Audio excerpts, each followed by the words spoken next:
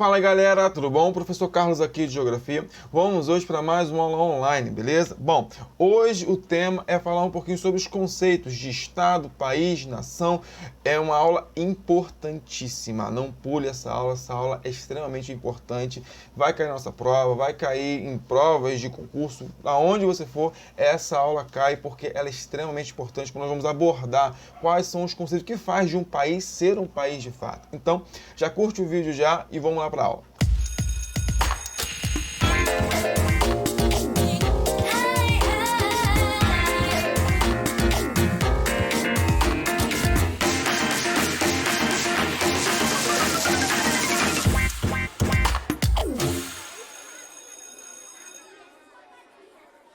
Bom, primeira coisa a se falar. Como que é distribuído as nações no nosso planeta? É interessante a gente falar que é muito simples a gente falar, o país tal, a Argentina, os Estados Unidos, a Nigéria, a Rússia, a Espanha. Mas me diz uma coisa, o que faz esse país ser um país? O que faz de um território ser um país e não ser qualquer outra região, ou um estado, um município? Será que se eu quiser aqui agora pegar meu quintal, minha casa aqui, falar que aqui é o país do professor Carlos, e pronto, acabou. Agora é meu país. Será que funciona? Será que vão aceitar? Será que vai ter algum tipo de represária? Então, é interessante entender o porquê que um país ele é configurado, ele é caracterizado como um país de fato. Porque tem alguns territórios que são considerados países e outros não. Eu tenho diversos povos, diversas nações, estados tentando se tornar autônomos e não conseguem. Por que isso? O que vai configurar um lugar ser chamado de país ou não? Então vamos lá comigo falar sobre isso aí. Bom, primeiro vamos falar sobre estado. O que são os estados? Eu gosto de falar sobre isso aqui e dar uma pergunta. Primeiro, qual é a diferença entre estado com E maiúsculo ou estado com E minúsculo? Tem diferença? Será que não tem? Bom, vou logo resumir para vocês. Estado com E maiúsculo, quando eu estou falando de um país, de uma organização administrativa. É o Estado brasileiro, o Estado americano, o Estado argentino, é o Estado-nação inglês. Ou seja, eu estou falando de um país, de uma organização administrativa. Quando eu falo de Estado com E minúsculo, eu estou falando de uma unidade federativa. O Estado do Rio de Janeiro, o Estado de São Paulo, o Estado do Amazonas, o Estado do Rio Grande do Sul, não importa. Estou falando de algum estado que seja uma unidade federativa. Então, entenda o seguinte, quando você escuta no noticiário, lê no jornal falando sobre Estado-nação, nós estamos falando de uma organização administrativa que administra um território bem específico. Aí, aqui no Brasil, eu vou classificar os três poderes, legislativo, executivo e judiciário, beleza? Vamos falar mais um pouquinho disso. Já sobre o país, o que é um país? Bom, o país, muitas pessoas acabam confundindo, utilizando como até o sinônimo de Estado. Às vezes ele quer se referir ao Estado e acaba utilizando o termo país, mas não. Quando eu falo de país, eu estou falando do território, da parte do solo mesmo, da parte territorial. Já o Estado é a parte administrativa, é quem administra mesmo o Brasil. O Brasil, ele não é somente o território brasileiro. O Brasil é dividido entre o povo brasileiro, a nação brasileira, o território também, claro, e também a organização administrativa. É essa organização administrativa que vai fazer a diferença, que vai dizer se um país ele pode ser configurado um país ou não. Então, toda vez que você usar o termo país, tome cuidado para você não estar falando da parte territorial ou querer falar da parte, quando eu falo da parte administrativa, porque essa parte administrativa, quando eu falo o governo, a parte legislativa, executivo, judiciário, é esse estado que vai configurar um território ser chamado de país. Por quê? Imagine só, eu tenho outras nações, outros povos tentando conseguir a sua independência e não consegue. Por quê? Porque outros países não reconhecem aquele território, aquela nação, aquele povo específico como uma unidade administrativa de fato. Então, é interessante observar que, quando eu falo de Estado, eu estou falando da administração. Quando eu falo de país, eu estou falando da parte territorial. E nação? O que seria uma nação? Aqui eu tenho uma figurinha aqui do do time do Flamengo, não sou flamenguista, mas eu botei aí porque eles foram campeões, então vou dar uma moralzinha pro Flamengo. Mas imaginem você só. Vamos lá, eu posso chamar de nação rubro-negra? Existe isso ou não? Nação, gente, quando eu falo de nação, eu estou falando de uma quantidade, um número, um grupo de indivíduos que possui alguma característica semelhante. Então, se eu pego nessa definição, eu posso dizer sim, que existe nação rubro-negra, existe nação cruz-maltina, nação corintiana, nação palmeirense, existe sim essas nações, porque é um grupo de indivíduos e esse grupo de indivíduos, eles vão ter uma característica em comum. Por exemplo, Flamengo vão ser meio esquisitos, né? Nação flamenguista. Bom, já outras nações eu vou ter também essas mesmas características. Porque, por exemplo, o que faz você fazer parte da nação brasileira? Quais são as características que fazem você fazer parte, você se sentir pertencido à nação brasileira? Será que são os costumes, a cultura? Aí nós vamos de norte a sul do Brasil e você vê cada lugar com uma cultura diferente e essa cultura vai fazer tudo uma mistura no final e fazer o que nós somos hoje. Por exemplo, a cultura de gostar de futebol, a cultura de gostar de abraçar, de beijar. Se você for em outra nação, em outro lugar, esses costumes não existem. A costume de comer feijoada, tudo isso é o quê? É uma característica, uma cultura nossa do brasileiro. E é essa cultura do brasileiro que faz com que nós sejamos uma nação, formamos uma nação chamada de nação brasileira. E nesse ponto de vista eu posso falar nação americana, nação inglesa, nação espanhola, porque cada grupo possui uma característica, uma cultura bem distinta. Aí vem a pergunta, pode existir duas nações dentro de um mesmo país? Sim, pode. Não falei com você que nações é um grupo de indivíduos que possuem características semelhantes? Sim, posso ter duas nações dentro de um mesmo país. O maior exemplo disso, eu posso dar o exemplo, é do Canadá.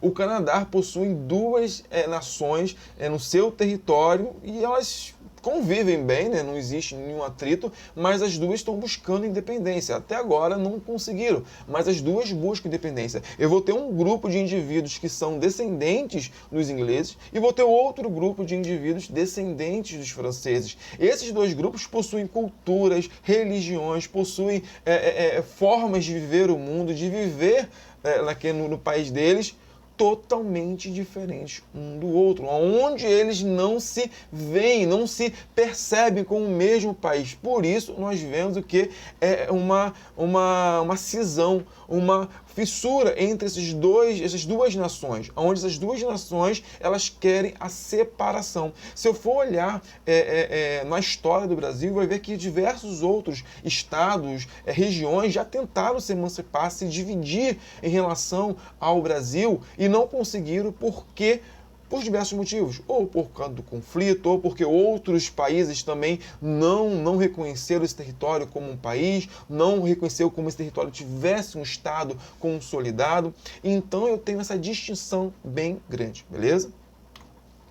Um outro conceito bem interessante de falar é sobre território. Já falamos muito sobre território nas outras aulas. Se você não se lembra, clica aqui no cardzinho aqui que você vai estar sendo guiado diretamente para um dos principais conceitos da geografia, onde eu abordo o que é território. Mas, resumidamente, falando sobre território, eu vou falar que território é uma porção do espaço geográfico no qual ele é delimitado por fronteiras, sejam elas bem tangíveis, bem fixas, ou linhas imaginárias, como de um rio, uma serra, uma elevação. Essa fronteira pode ser construída ou natural. Bom, e esse território, alguém exerce poder, existe alguém ali no qual vai ter o domínio daquele território. Por exemplo, quando eu falo de território, geralmente eu olho para o país. Por exemplo, território brasileiro. Território brasileiro, quem é que exerce o poder dentro do território brasileiro? O governo e as Forças Armadas. As Forças Armadas protegem o território brasileiro através das leis e da ordenação dos nossos governantes. E você entenda que qualquer pessoa, qualquer outro país que ameaçar a soberania do território brasileiro, ele vai ser atacado, ele vai ter algum tipo de resposta. Um exemplo mais claro sobre isso, mais próximo da gente, seria o território do tráfico. Aqui no Rio de Janeiro tem essa realidade bem distinta, no qual eu tenho um território uma barricada aqui, ó, que vai servir como fronteira, me indicando que se eu passar daquele território para lá, eu estou entrando em território inimigo, eu estou entrando em um território hostil, no qual, se eu não obedecer à regra que é me imposta, eu posso sofrer algum tipo de sanção. Se eu não abaixar os vidros, não ligar o alerta, não abaixar o farol, não ligar a luz de salão, eu vou ser penalizado. Então, é um tipo de território. É claro que nós estamos falando aqui de territórios a níveis nacionais, de países como, por exemplo, Argentina, Uruguai, Chile, Estados Unidos, México. Esse é um tipo de território nacional. Porém, dentro desses territórios nacionais, existem outros territórios que nós precisamos estudar sim, beleza? Povo brasileiro, vamos falar sobre povo. A configuração de povo ela é bem interessante. Por quê? Quando eu falo de povo, eu falo de um número de indivíduos que está residindo dentro de um determinado espaço. Aí eu posso falar de um povo que vai formar um estado, um povo que vai formar um município, um povo que vai formar uma nação. Esse povo ele possui o mesmo passado histórico comum. Então é bem interessante eu ver a configuração, a característica de povo, porque é essa característica que vai me distinguir de outros povos. Por exemplo, sabia que existe povos que não possuem países? Então, não é só porque tem um povo, não é só porque tem uma nação, significa que é um país. Então é interessante a gente observar que, quando eu falo de povo, eu não estou falando de um país, mas sim de um grupo de indivíduos, no qual esse grupo de indivíduos vai ter um passado, uma história em comum. E esse grupo de indivíduos vai estar presente dentro de um mesmo território, ok? Isso é importante. Governo. Bom, o governo é a parte administrativa do Estado, de um país. Não existe país sem a parte administrativa. E a parte administrativa aqui é o governo. É o governo que vai coordenar, que vai reger as leis, que vai executar as leis, é qual que vai julgar essas leis. Então, quando eu falo de governo, eu estou falando dessa massa administrativa. Aqui no Brasil, quem vai coordenar vai ser os três poderes: o executivo, o legislativo e o judiciário. Vamos aprender um pouquinho mais sobre isso aqui. Olha só, esse banner aqui é um pouquinho antigo, lá da época da Dilma ainda, mas ele serve para ser elucidado, ele serve para ser explicado ainda.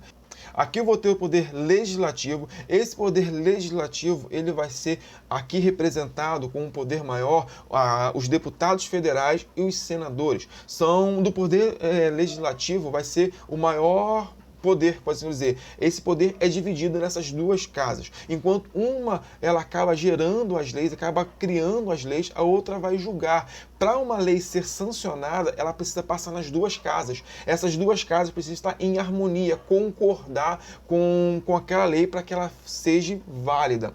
É interessante ver que muitas dessas leis que eles aprovam, muitas das vezes acabam beneficiando o próprio grupo deles. Por exemplo, agora na semana passada mesmo acabou sendo eleito, votado uma lei e ela passou que aonde os prefeitos, deputados só podem ser presos se 2 juízes concordar. Se um só concordar, ele não pode ser preso. Olha que loucura, cara. Imagina se eu fosse criar uma lei. Vou criar uma lei que meu salário ia ser, sei lá, 20 mil reais. Então, imagina só. Então, essa Câmara dos Deputados federais e também dos senadores, elas são o poder maior quando eu falo em relação a criar leis, a julgar, a falar se essas leis são válidas ou não, beleza? Abaixo deles tem os deputados estaduais e os vereadores, aqueles famosos quem é? Aquele que você vota e você não lembra depois, 2 anos depois, você não lembra quem mais você votou. Até mesmo no mesmo ano, às vezes. Infelizmente é assim, né? Não era para ser. Bom, mas é esse grupo todo que forma o poder legislativo no Brasil. Já o poder executivo, ele é representado no seu poder maior pelo presidente da República. Ele tem o poder de veto e até de criar leis em alguns momentos. Ele tem todo o poder de administração. É ele que vai dizer quanto de dinheiro vai ser colocado em determinado setor, qual setor vai ser mais priorizado, qual setor não vai ser priorizado. Então eu tenho todo um poder administrativo no poder executivo. Aqui ele é representado pelo poder maior do presidente. Mas abaixo dele eu vou ter os governadores de cada estado e também os prefeitos dos municípios. E também eu vou ter o poder judiciário, é o terceiro poder. O poder judiciário ele é configurado em sua maior parte pelo Superior Tribunal Federal.